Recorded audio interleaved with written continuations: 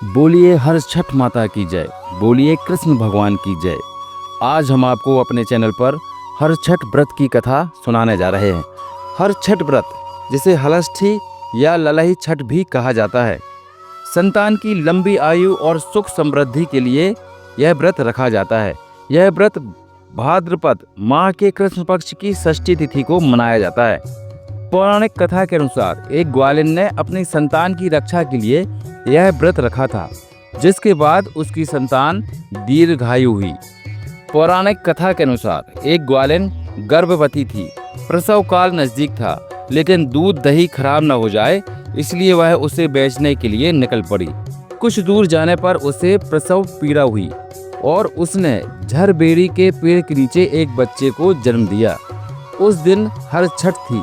वह बच्चे को वहीं छोड़कर दूध दही बेचने के लिए चली गई। गाय और भैंस के मिश्रित दूध को उसने केवल भैंस का दूध बताकर गांव वालों को बेच दिया। इससे व्रत करने वालों का व्रत भंग हो गया। इस पाप के कारण किसान के हल से ग्वालिन का बच्चा घायल हो गया और उसकी मृत्यु हो गई। दुखी ग्वालिन ने अपनी गलती का एहसास किया और प्रायश्चित करने का फैसला किया। उसने गांव में घूम घूम कर अपनी ठगी की बात बताई और अपने पाप का फल स्वीकार किया। गांव की महिलाओं ने उसे क्षमा कर दिया और आशीर्वाद दिया। जब ग्वालिन अपने बच्चे के पास लौटी तो उसने देखा कि उसका बच्चा जीवित है और खेल रहा है। यह सब हर छठ माता की कृपा से हुआ था।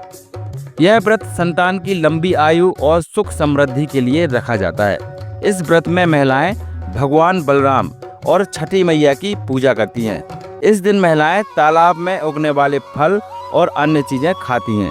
हल से जुते हुए खेत से उत्पन्न अन्न और गाय के दूध से बनी चीजें इस व्रत में नहीं खाई जाती। ग्वालिन ने अपनी गलती स्वीकार की और प्रायश्चित किया। इस व्रत में कुछ ध्यान रखने वाली बातें। हर छठ व्रत भाद्रपद माह के कृष्ण पक्ष की षष्ठी तिथि को मनाया जाता है। इस व्रत में भगवान बलराम और छठी मैया की पूजा की जाती है। व्रत के दिन गाय के दूध और हल से जुते खेत से उत्पन्न अन्न का सेवन नहीं किया जाता। बोलिए कृष्ण भगवान की जय। बोलिए बलराम जी की जय। ये हर छठ माता की जय। ऐसे ही व्रत कथाओं के वीडियो देखने के लिए आप हमारे चैनल को सब्सक्राइब कीजिए और हमें सपोर्ट कीजिए।